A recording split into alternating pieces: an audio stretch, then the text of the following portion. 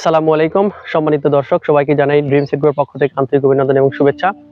তো আজকে আমি আপনাদের সামনে খুবই গুরুত্বপূর্ণ একটা বিষয় নিয়ে হাজির হয়েছি। মরিচের যে রোগগুলো রয়েছে তার মধ্যে গুরুত্বপূর্ণ একটা রোগ যে গাছগুলো মারা যাওয়া। তো এই গাছ মারা যাওয়ার বিভিন্ন কারণ সম্পর্কে আপনাদের কাছে আমি আমার এই ভিডিওটি তুলে ধরবো। তো আপনারা অবশ্যই ভিডিওটি শেষ পর্যন্ত দেখবেন, তাহলে মরিচের গাছের যে ঢলে পড়া বা ঝিমিয়ে পড়া বা বিভিন্ন কারণে যে গাছগুলো মারা যায় এই সম্পর্কে ডিটেলস একটা ধারণা পাবেন। মরিচ বা বেগুন বা টমেটো বা ক্যাপসিকাম এই যে ফসলগুলো রয়েছে এই ফসলগুলো কিন্তু একই জমিতে বারবার যদি আমরা চাষ করে থাকি তাহলে কিন্তু এই যে ঢলে পড়া বা গোড়া পচা বা ঝিমিয়ে পড়া যে রোগগুলো আছে সেই রোগগুলো কিন্তু বেশি আক্রমণ হয়। তো আপনারা প্রথমত মনে রাখবেন যে একই জমিতে কিন্তু এই ফসলগুলো বারবার চাষ করা যাবে না। তো যে বিষয়টা সেটা হলো আপনারা যদি একটা ফসল উঠানোর পরে জমিকে যদি পর্যাপ্ত পরিমাণ রেস্ট না দেন, অন্তত 20 থেকে 30 দিন পর্যন্ত কিন্তু একটা জমিকে রেস্ট দিতে হবে। রেস্ট দেওয়ার পেছনে কারণ হলো আপনার জমিতে কিন্তু একটা ফসল যখন থাকে তখন ওই জমিতে পর্যাপ্ত পরিমাণ ছত্রাক বা ব্যাকটেরিয়ার একটা আক্রমণ ঘটে। তো আপনি যখন জমিটাকে রেস্ট দেবেন তখন ওই ব্যাকটেরিয়া রোদের তাপে বা বিভিন্ন কারণে কিন্তু নষ্ট হয়ে যাবে, মারা যাবে। যে কাজটা করতে হবে সেটা হলো আপনাকে একটা ফসল উঠানোর পরে জমিটাকে 20 থেকে 30 দিন কিন্তু রেস্ট দিতে হবে।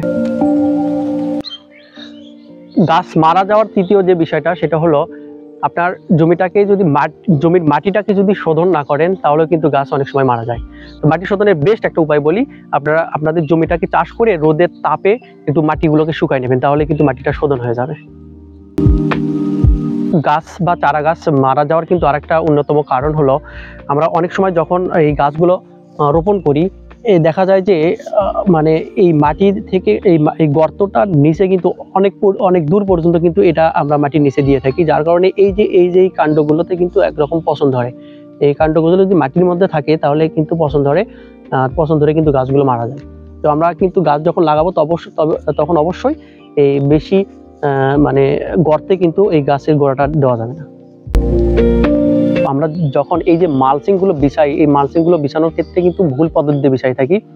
দেখা যায় যে আমরা এই গ্রীষ্মকালে যখন মরিচ চাষ করি এই দুই পাশটা কিন্তু এই মাটি দিয়ে ব্লক করে দিই, ফলে অধিক তাপমাত্রায় এর ভিতরে গরম হয়ে গাছের এই শিকড়গুলো কিন্তু পচে যায়। তো আমরা যখন এই মালচিংটা বিছাবো তখন অবশ্যই ড্রেন থেকে অন্তত 4 থেকে 5 ইঞ্চি বা 6 ইঞ্চি উপরে কিন্তু এই মালচিংটা রাখতে হবে এবং দুই পাশে এরকম ফাঁকা রাখতে হবে। এবং এই যে জিআই তার দিয়ে এই যে এরকম ক্লিপ বানায়া আপনারা একটু মাঝে মাঝে এটা দিয়ে দেবেন, আটকাই দেবেন, তাহলে কিন্তু বাতাসে আর উঠবে না। গাছ মারা যাওয়া ঝিমিয়ে পড়ার ষষ্ঠ যে বিষয়টা সেটা হলো আমরা যখন এই যে মালচিং এর যে ছিদ্রগুলো করি এই ছিদ্রগুলো করার সময় একটা বিষয় অবশ্যই লক্ষ্য রাখতে হবে, এই গর্তটা যেন অধিক পরিমাণ গভীর না হয়। যখন আপনার গভীর হবে তখন বৃষ্টির পানি এসে কিন্তু বৃষ্টিতে এই গর্তটা পানিতে ভরে যাওয়ার ফলে পরবর্তীতে যখন আবার সূর্যের তাপ হওয়ার পরে এই গাছের গোড়ায় যে শিকড়গুলো রয়েছে শিকড়গুলো কিন্তু পচে যাবে, আর যখন পচে যাবে তখনই কিন্তু ঢলে পড়ে গাছটা মারা যাবে।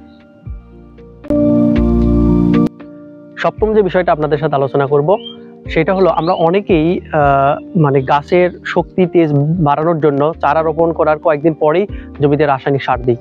যেমন আজকের একটা ঘটনা বলি, আজকে আমাকে একজন ফোন দিয়ে বলতেছে যে ওনার গাছগুলো নাকি মারা যাওয়া শুরু হয়েছে। উনি গাছ লাগাইছে 15 দিন হলো, 15 দিন পরে সেচ দিয়ে 1 বিঘা জমিতে 1 বস্তা ডিএপি দিছে, 1 বস্তা টিএসপি দিছে, 1 বস্তা পটাশিয়াম দিছে। তো এই যে ভুলটা যদি আপনারা করেন তাহলে তো গাছ মারা যাবেই। তো একটা শিশু যখন জন্ম নেয় তখনই যদি আপনি তাকে শক্ত খাবার দেন তাহলে কি সে খেতে পারবে না কিন্তু। এই জন্য আপনাকে কমপক্ষে আপনার গাছের বয়স 1.5 মাস না হওয়া পর্যন্ত এই গাছে কখনো রাসায়নিক সার দেওয়া যাবে না। আর আমার যুক্তিতে রাসায়নিক সার প্রথমে যা দিচ্ছেন তাই ভালো, পরবর্তীতে শুধুমাত্র আপনার ভার্মি কম্পোস্ট বা ট্রাইকো কম্পোস্ট দিলেই কিন্তু গাছের টিএসএম নিতেই হবে। আর যখন গাছ একবারেই দেখতেছেন লাল হয়ে গেছে সেক্ষেত্রে আপনার পরবর্তীতে কিন্তু রাসায়নিক সার দিতে পারে।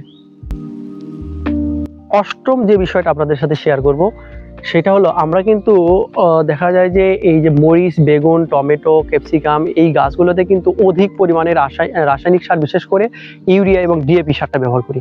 তো ইউরিয়া এবং ডিএপি সার যে জমিতে বেশি পরিমাণে ব্যবহার করা হয় সেই জমিতে কিন্তু গাছ অনেক বেশি মারা যায়। আমার বাস্তব অভিজ্ঞতা থেকে বলছি যে জমিতে আপনার ইউরিয়া বা ডিএপি সার অধিক পরিমাণ ব্যবহার করা হয়, সেই জমির গাছগুলো কিন্তু অতি তাড়াতাড়ি কিন্তু মারা যায় এবং গাছ অনেক রসালো হয়, যার কারণে কিন্তু ওই যে আপনার ঢলে পড়া রোগের পাশাপাশি আপনার ওপরে যে পাতা কুঁকড়ানো ভাইরাস যেটা আছে সেটাও কিন্তু অধিক পরিমাণে দেখা যায়।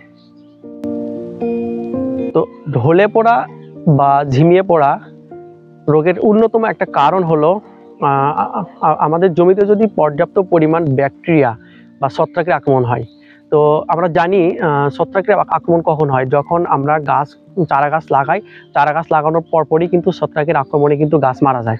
আর যখন ফুল আসা শুরু হয় দেখবেন যে তখন ব্যাকটেরিয়াল উইল, যে ব্যাকটেরিয়ার জনিত কারণে যে রোগটা হয় সেই রোগটা মূলত গাছের গোড়াতে প্রথমে আক্রমণ করে এবং আস্তে আস্তে কিন্তু গাছের গোড়া কালো বর্ণ ধারণ করে এবং ওপরের দিকে কিন্তু চলে আসে এবং এক সাইড দেখবেন যে মানে রোগে আক্রান্ত হচ্ছে এবং আস্তে আস্তে আস্তে পুরো গাছটা কিন্তু ঝিমিয়ে মারা যায়। ঝিমিয়ে পড়া বা ঢলে পড়া রোগের আরেকটা গুরুত্বপূর্ণ কারণ সেটা হলো আমাদের জমিতে দেখা যায় যে পর্যাপ্ত পরিমাণ মানে নেমাটোড যেটা কৃমি, আবার অনেক সময় কেঁচোরও কিন্তু আক্রমণ দেখা যায়।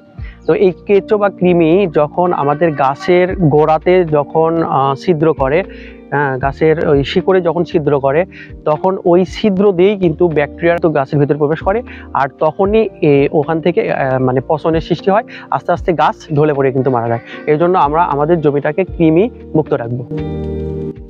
তো ঢলে পড়ার আর একটা গুরুত্বপূর্ণ কারণ হলো আমাদের জমিতে অনেক সময় আমরা মানে দীর্ঘদিন পর্যন্ত সেচ দেই না। তো সেচ না দেওয়ার কারণে কিন্তু দেখবেন যে মাটিগুলো একদম ক্ষয়ে যায়, ক্ষয়ে যাওয়ার পরে জমিতে পর্যাপ্ত রস থাকে না, গাছ মানে মাটি থেকে রস নিতে পারে না, যার কারণে কিন্তু গাছটা কিন্তু ঝিমিয়ে পড়ে আস্তে আস্তে মারা যায়। তো গাছ মারা যাওয়ার সর্বশেষ বিষয়টা আমি আপনাদের সাথে শেয়ার করছি, সেটা হলো আমরা কিন্তু আমাদের জমিগুলো যখন সেচ দেই, মরিচ, বেগুন, টমেটোর জমিগুলো যখন সেচ দেই তখন অনেক সময় কি করি যে অধিক পরিমাণ কিন্তু জমিতে পানি দিই এবং পানিগুলো কিন্তু অনেক সময় আটকে রাখি। তো আটকে রাখার কারণে দেখা যায় যে গাছের গোড়ার এবং গাছের কিন্তু পর্যাপ্ত পানি থাকে, প্রচুর রস থাকে, পরবর্তীতে সূর্যের তাপে ওই গাছগুলো কিন্তু আস্তে আস্তে মারা যায়। তো এই জন্য আমরা কি করব, অল্প করে বারে বারে পানিটা দিয়ে দেব। তো দর্শক, আমি আপনাদের সাথে একে একে 12টি পয়েন্ট কিন্তু আলোচনা করেছি ঢলে পড়া, ঝিমিয়ে পড়া বা গাছ মারা যাওয়ার। তো এইগুলো শুধুমাত্র যারা মরিচ চাষি বা বেগুন চাষি বা টমেটো, ক্যাপসিকাম চাষি আসেন শুধু তাদের জন্য না, এই বিষয়গুলো কিন্তু প্রত্যেকটা কৃষকের জানা উচিত। কারণ এই বিষয়গুলো যদি আপনি জানেন তাহলে কেন গাছ মারা যায় এই বিষয় মানে এইটা সম্পর্কে আপনি স্পষ্ট একটা ধারণা পাবেন। তো আমরা সর্বোপরি সবসময় এই গ্রীষ্মকালে কিন্তু আমাদের জমিটাকে পর্যবেক্ষণে রাখবো, সকাল বিকালে কিন্তু দেখাশোনা করব যাতে যে কোনো রকম রোগ জীবাণু আমাদের জমিটাকে কিন্তু আক্রমণ না করতে পারে। তো সর্বশেষ আপনাদের কাছে আমার একটা অনুরোধ থাকবে, আপনারা যারা আমার মানে সাথে জড়িত, বিশেষ করে আমার ইউটিউব এবং ফেসবুক পেজে যারা জড়িত আছেন তারা তো আসেনি, আর যারা আমাদের সাথে নেই তারা আমাদের ফেসবুক পেজটাকে অবশ্যই ফলো দিয়ে রাখবেন আর ইউটিউব চ্যানেলটাকে সাবস্ক্রাইব করে রাখবেন, যাতে পরবর্তীতে যে কোনো ভিডিও আমরা দেওয়ার পরপরই আপনার কাছে একটা নোটিফিকেশন যায়। ধন্যবাদ। আসসালামু আলাইকুম।